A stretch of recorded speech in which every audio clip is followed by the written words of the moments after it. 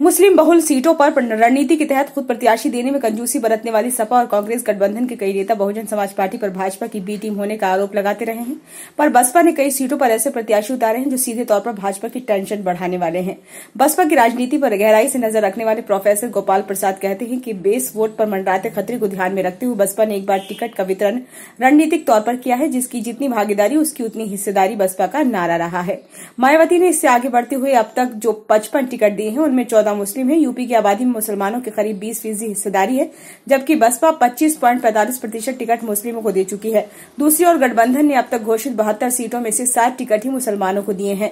ये 10% भी नहीं है। बसपा ने भाजपा के कोर वोटर ब्राह्मणों में से भी 11 को टिकट दिए हैं। राजनीतिक विश्लेषक डॉक्टर अमित उपाध्याय कहते हैं कि गठबंधन मुस्लिम वोट लेकर अपनी सीटें बढ़ाने पर ध्यान देता दिख रहा है। गठबंधन के नेताओं का बसपा को भाजपा की बी टीम बताना रणनीतिक सियासी शरारत की तरह है, जिससे मुसलमानों को टिकटों में कम हिस्सेदारी की ज्यादा चर्चा न हो पाए।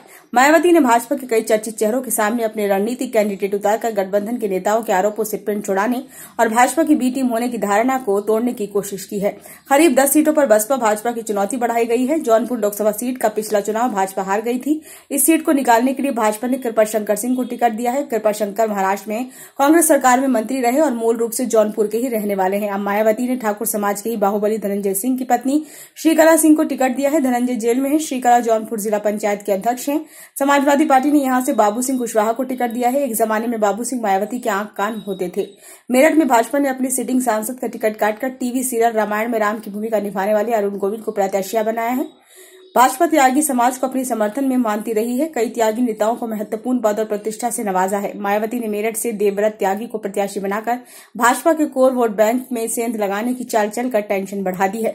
बस्ती में भाजपा ने अपने सिटिंग सांसद हरीश द्विवेदी को फिर टिकट दिया है। बसपा ने ब्राह्मण समाज से ही दयाशंकर मिश्र को टिकट देकर भाजपा की पेशानी पर बल ला दिया है। यहां सपा ने एक बार फिर पूर्व मंत्री रामप्रसाद चौधरी को उतारा है। चौधरी बसपा सरकार में मंत्री हुआ करते थे और मायावती के खास लोगों में गिनती होती थी। आजमगढ़ में सपा मुखिया अखिलेश यादव के चचेरे भाई धर्मेंद्र यादव मैदान में हैं। भाजपा ने यहां से अपने मौजूदा सांसद दिनेश लाल यादव निरहुआ को उतारा है। यहां राजभर समाज की अच्छी तादाद है।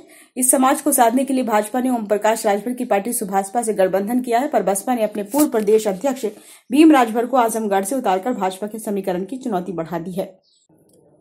ब्यूरो रिपोर्ट, नई दिल्ली।